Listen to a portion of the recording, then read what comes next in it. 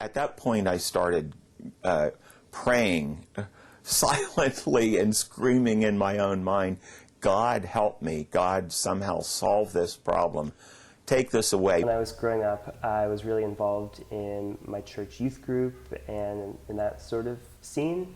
And so, you know, I guess in retrospect, I can sort of think back about, like, okay, I can document that I definitely was gay and had some sort of consciousness of that, but sort of did a lot of work to, you know, ignore those sorts of things, because the groups that I was involved in, the faith communities that I was involved in, it wasn't an okay thing to be gay, and so I didn't want to be like, you know, like those people. I was born Jewish and raised Jewish and bar mitzvahed, and you know, you had to say, now I am a man, and I was like, well, not really, actually.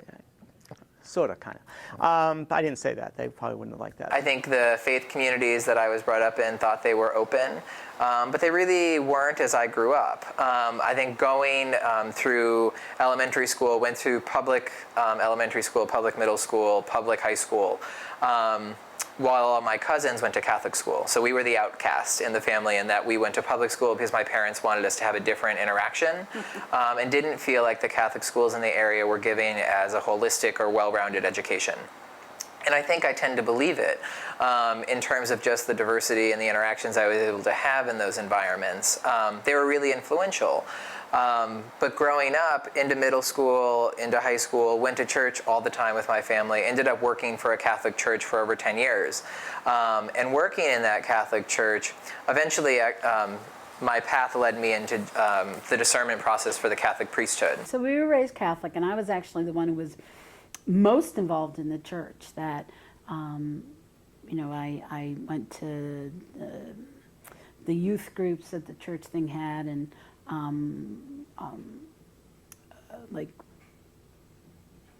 because I grew up in the 70s, and then the Catholic Church was changing, and so some of the groups that evolved out of that change, I was very interested in, and you know, so went away on weekends, and you know, my mother's just like, where'd you get it from? It's like, but I didn't find myself being a Catholic like my great aunts and my grandparents were, you know, with rosary beads and, you know, like old time Catholic things. It was definitely the new ushering in of, you know, like I played guitar at folk mass for years, you know, and was very involved that way. The group that I was involved in was called Teens Encounter Christ, and it was a very intensive kind of a weekend retreat kind of a thing where it was the experience of Easter, dying to yourself, rising and going forth and spreading the word. And so I got involved in it and then became a facilitator for it. And so during the summer they would have like reunions for anybody who had gone on these weekends to come.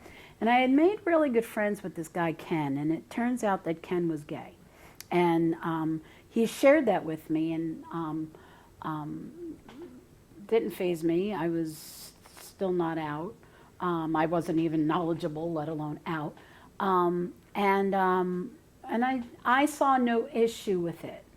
And so during the weekend, he went to confession, and this priest who had been like a buddy to us all just blew him out of the room. It was just, you're gonna go to hell, and it's a sin, and I mean, just like, you know, here this priest had been part of this new movement, and, you know, love and acceptance, and that's, you know, how we're experiencing these weekends, and you are just attacking this poor kid.